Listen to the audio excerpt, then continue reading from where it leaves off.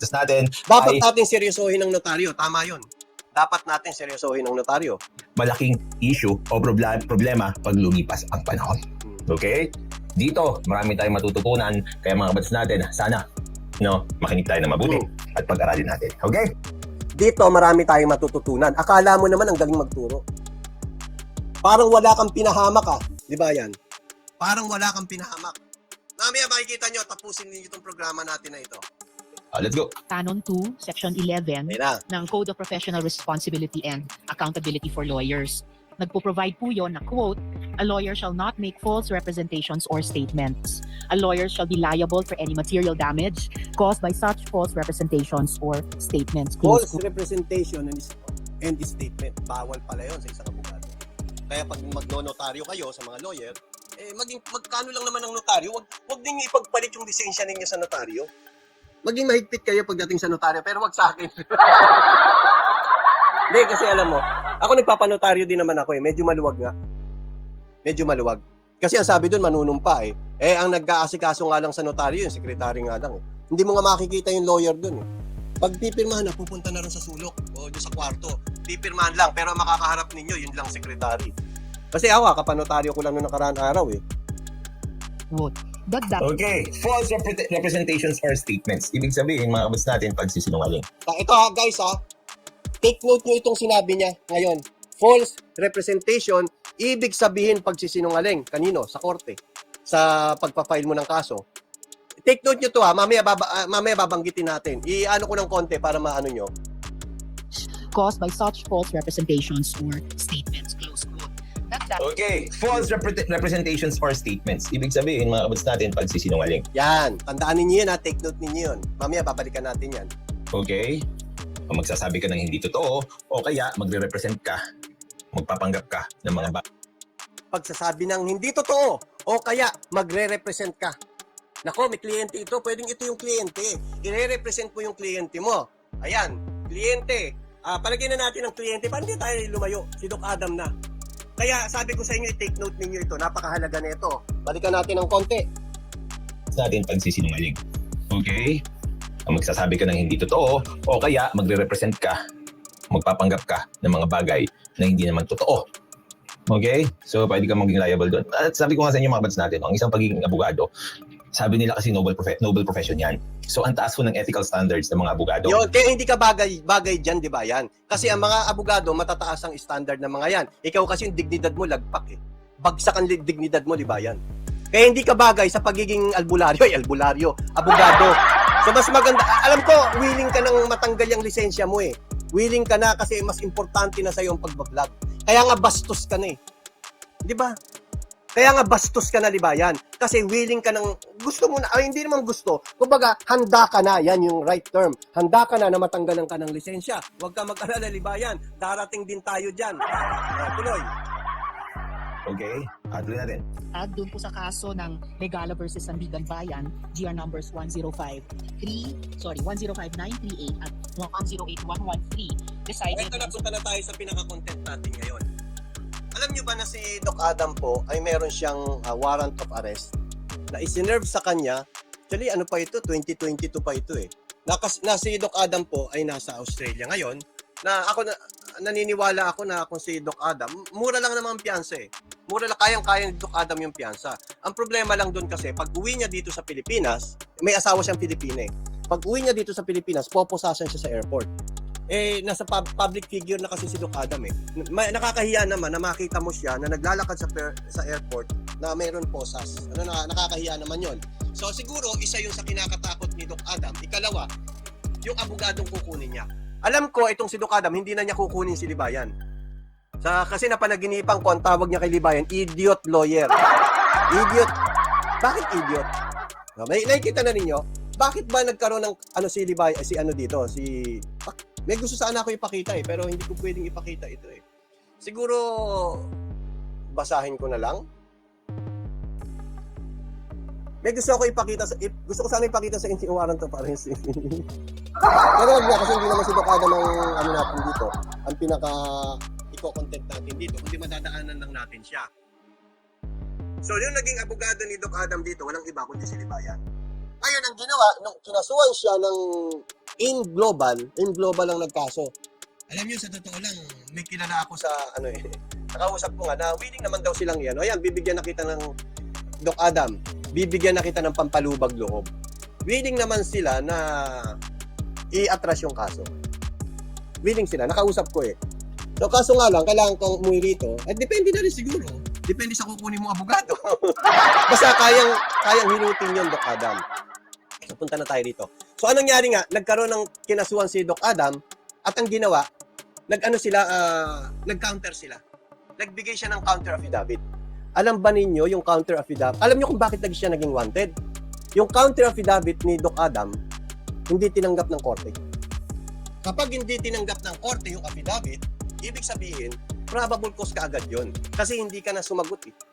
Hindi mo na nadepensahan yung sarili mo. Since na hindi ka nakagawa ng counter affidavit, magdidesisyon na sila based doon sa reklamo. Okay? O, pakinggan natin. Tingnan ninyo dito ah. May kinalaman din ito sa notary public. Kasi kung inyong matatandaan na ninotary ito, pakita ko sa inyo. Ito yung notary na ginawa kay Doc Adam. Mamaya pupunta pa tayo sa kaso. Uy, sa kaso daw. Sabi dito, under office order number and respondent must submit his, her, their already subscribed and sworn. Ibig sabihin, manunumpa ka rito. Isasubmit mo yon. Counter affidavits before a police officer authorized to administer oath any prosecutor. Yung pala yung rules.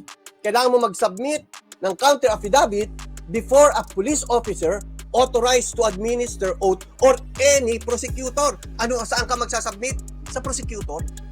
Pwede sa prosecutor. Kaya nga mayroong subscribe eh. Kaya nga yung nagpunta kami ron sa nakaraan, di ba may nakasuhan nga na taga-kabilang Kubol. Sabi ko, anong gagawin natin dito? Sabi niya, magsasubscribe lang tayo. Sabi ko, bakit dito pa tayo magsasubscribe? Sa YouTube ko na lang ikaw magsubscribe. Kung pala meron palang magsasubscribe ka pala muna bago ka magkaso. Sabi rito, a perusal of respondent counter affidavit allegedly filed through email showed that the same was subscribed and sworn to before Attorney K. Notary Public, role of attorney, number, under doc number, blah, blah, blah, blah. So nakita nyo rito, sa halip na mag-subscribe sila doon sa officer, before a police officer authorized to administer oaths or any prosecutor. Alam nyo kung anong ginawa ni Doc Adam? Nag-subscribe siya sa harapan ni Attorney K. Ayan hulaan na lang ninyo kung sino yung Attorney K na yan. A perusal respondent counter affidavit allegedly filed through email showed that the same was subscribed and sworn to before Attorney K. Notary Public. Notary Public ito. Role of attorney number, ayan. Ngayon, pupuntahan natin. Taga saan ba ito? Ito po yung Notary Public na ito. Ay Taguig. Okay? Ngayon, si Doc Adam po ay taga Mandaluyong.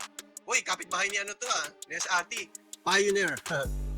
Pioneer Corner, Reliance Street, Mandaluyong. So, si Doc Adam po taga Mandaluyong. At ito pong nag-notary sa kanya, taga Taguig. Pakinggan natin kung tama ba yun. Doon pa lang may sablay na eh. Pakinggan natin to ha. May paririnig lang ako sa inyo bago tayo pumunta pa doon sa pinaka-topic natin. Pakinggan natin to. Is regular place of work. Author po ng libro ito sa hindi po nakakaalam, sa mga nagkumukuha ng bar exam, author po ito, si Sir Duca. Tuloy. Or business. Kasi nga, magpapakomisyon siya kung saan siya nag-hold ng kanyang office. Ayan. Bilang abogado, magpapakomisyon ka kung saan ka nag-hold ng office. Saan ang office nila? Sa Taguig. Tuloy. So in my case, I am a commissioned notary public, but in Rizal Province. Taga Rizal Province pala siya. Doon siya pwedeng mag-notary. Tandaan nyo, ang notary public is territorial po. Tuloy. Thirdly, Binangonan, Angono, Taytay. At Kainta. Hindi, may sarili ang Kainta, so hindi pwede ron. Yun. So doon siya pwede sa Kainta, sabi niya. Tuloy. Lugar na yun. I cannot notarize documents outside of that jurisdiction. Yan. So nakita nyo, ang sabi ni attorney na hindi ako pwede mag-notaryo outside my jurisdiction. Balikan natin to.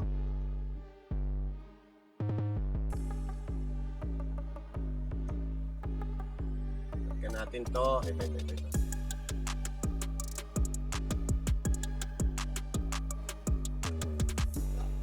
A perusal respondent counter affidavit allegedly filed through email showed that the same was subscribed and sworn to before Attorney K, Notary Public. Ibig sabihin, ni-notary siya dito sa Taguig. Pero, ang address niya, hindi sa Taguig, Mandaluyong. Doon pa lang may sabit na. Tandaan nyo ha, may sabit na. Sabi dito,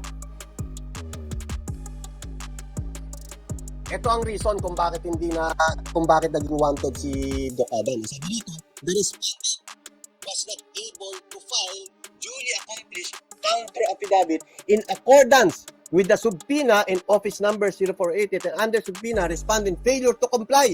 Failure to comply pala rito si Doc Adam. Hindi siya nakapag-comply. Meaning, ang reason kung bakit nagkaroon ng probable cause dahil na technical na naman yung abogado nito. Kung sino ba yung idiot na abogado nito? No? Sino ba yung idiot na abogado nito? Bakit na technical? Tignan nyo kung bakit siya na technical. Basahin natin dito. Basahin natin.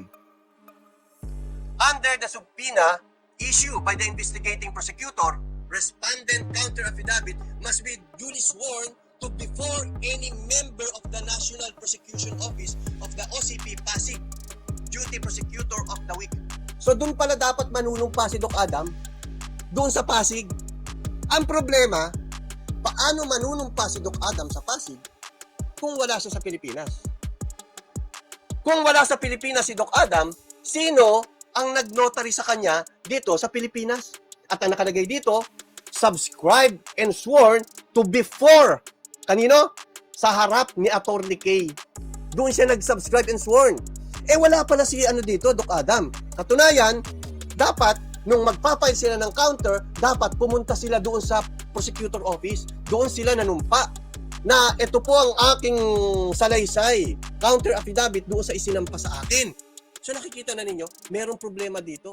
At tandaan ninyo, ito ha, hindi lang yung si Attorney K ang mapapahamak dito. Pati si Attorney Libayan. Dahil siya ang abogado ni Doc Adam. Kasi ang sabi doon, di ba sabi ko sa inyo, take note nyo ito, tandaan ninyo. Ano yun? Kailangan tapat ka. Alam niya na yung notary public is peke. Peke yung notary public kasi unang-una sa jurisdiction pa lang wala na eh. Bagsak na siya sa jurisdiction. Ang problema dito, nasa ibang bansa pa, si Doc Adam.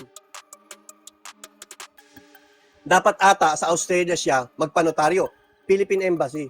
Pumunta siya ng Embassy ng Pilipinas at doon siya magpanotary. Tulad ng ginawa ni Opo Luna. Buti pa si Opo Luna kahit tanga-tanga, tama yung ginawa eh. Kaso nga lang, tinanggap yung ni Opo Luna, yung kanyang counter. Tinanggap yun. Ang problema, nakitaan ng katangahan talaga si Opo Luna. Kaya ano nangyari? Nagkaroon ng probable cause. At least nabasa yung counter ni Opo Luna. Itong si Doc Adam, walang counter ito. Hindi siya nakapag-counter. Hindi tinanggap yung counter niya. Bakit? Kasi hindi siya nanumpa. Dapat si Doc Adam mismo ang pupunta doon sa Pasig o kung saan man, kung saan siya kinasuhan at doon siya manunumpa at ibibigay niya yung kanyang counter affidavit. Since na hindi nagawa ni Doc Adam yon, hindi tinanggap yung kanyang counter. So ano nangyari? Wanted fugitive. So sino ang may kasalanan nito? Dalawa po ang may kasalanan nito. Ang unang may kasalanan nito, yung nagnotaryo sa kanya. Ikalawang may kasalanan yan, yung bobong abogado niya. Hulaan na lang ninyo kung sino yung bobong abogado niya. Kung sino yung idiot na abogado niya na kumatawan sa kanya dito, wala naman siya sa Pilipinas. Kung nagtapat na lang kayo na wala naman sa Pilipinas si Doc Adam, ito yung counter niya. Kasi puro YouTube kasi ang ginagawa ng taong ito. O ayan, shoutout daw sa nagre-record ng content ko. Ipapanood daw sa phone nila, hindi maganda.